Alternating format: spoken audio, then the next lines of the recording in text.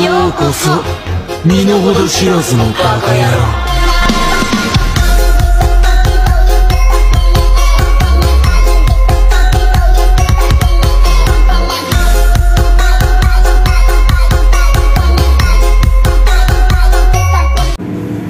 Bismillahirrahmanirrahim. Assalamualaikum warahmatullahi wabarakatuh. Waalaikumsalam warahmatullahi wabarakatuh.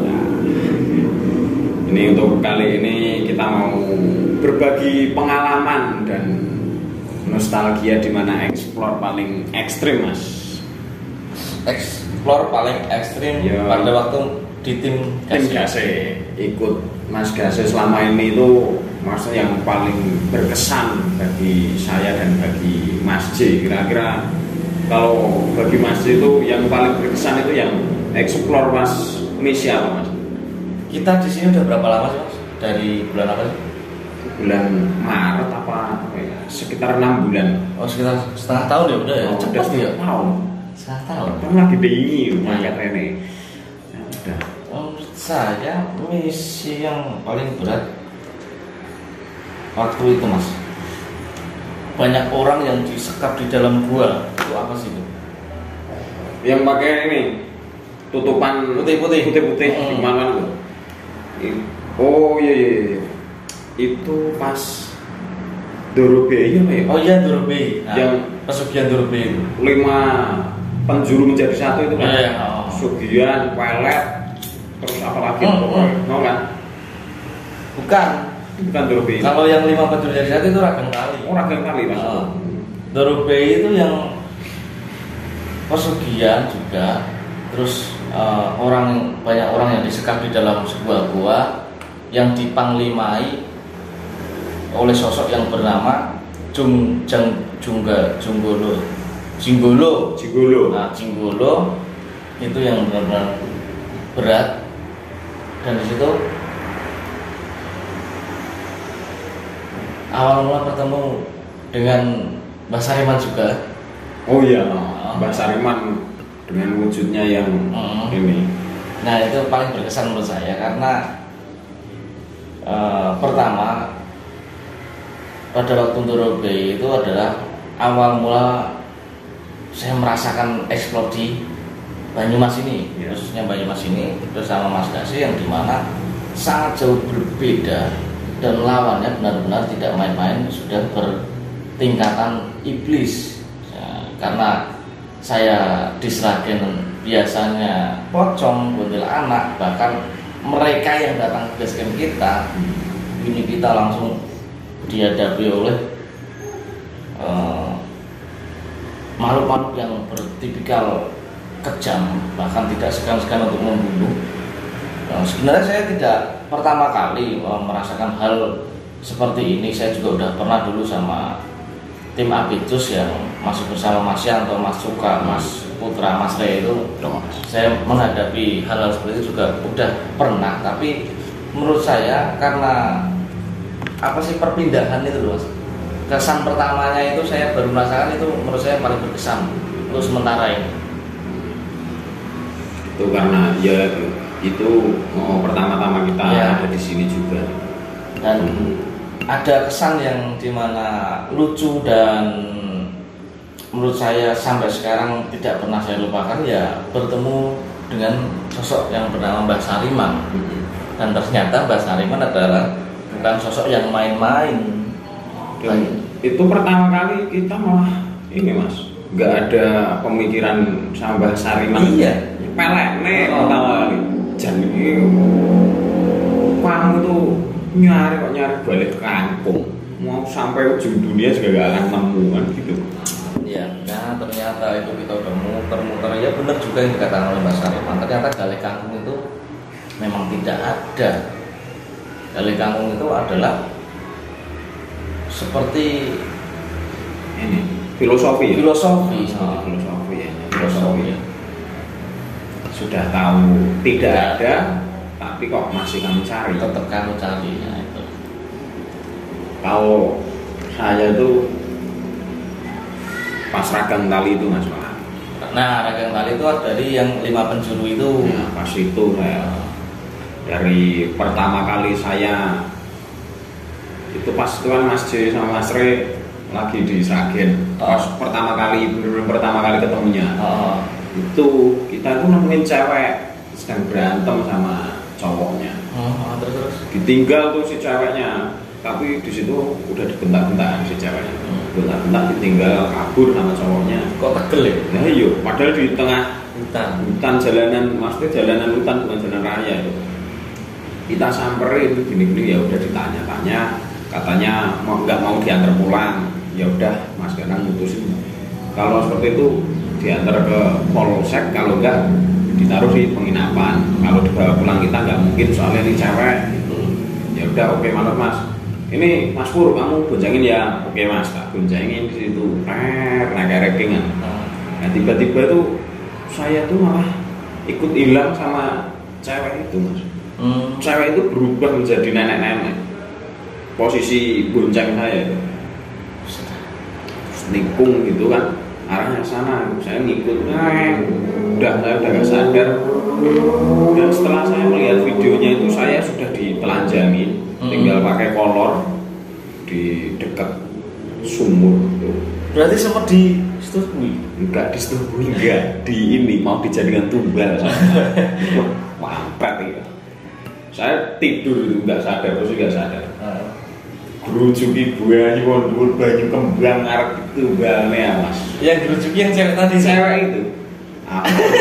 Saya tahu beneran. Alhamdulillahnya itu Mas Diki sama Mas Ganang itu bisa berhasil menemukan saya di situ, dan kayak mancing-mancing ceweknya itu biar ceweknya pergi ke sini, terus saya diselamatin sama Mas Ganang. Ke posisi hutan-hutan koloran tok didusi, ya Allah. Nah setelah itu yang paling mengerikan pas saya kena salah mayit. Nah itu ada saya. Nah itu kan udah ada masjid itu. Ada saya. Sawan mayit itu dibungkus sama plasa. Losong itu bungkus dipendem atau dikubur di dalam lumpur sawah itu. Nah itu bertujuan pada waktu itu karena Mas Putra merasakan sebuah kepanasan. Panas. Kenapa direndam lumpur? Karena memang hanya satu cara itu di tempat sekitar. Kita cari lumpur yang, karena lumpur itu mengandung air juga, mengandung tanah juga yang bisa ngedem apa yang dirasakan Mas Putra. Itu malah itu ya, Mas Gase, Mas Diki sama Shogun ada Mas. Ada Shogun. Dia lagi mancing seragam kali. Mas J nungguin saya malah. Nah itu saya di saat itu mungkin belum ada penjelasan di waktu itu ya. Belum ada.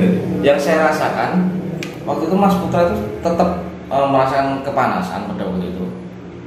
Tetap saya jaga, saya ajak bicara agar tetap sadar gitu Mas Putra. Nah ternyata tiba-tiba di belakang saya itu ada nenek-nenek yang ketawa. Pas saya nengok, saya langsung digini, dah nggak sadar ya.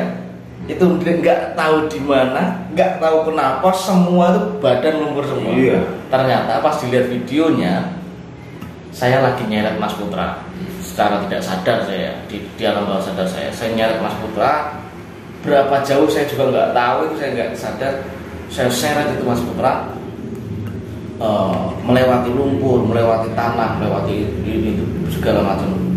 Dan pas saya lihat videonya, Mas Ganang, Mas Diki, Mas Shogun berhasil menemukan keberadaan kita berdua secara tidak sadar.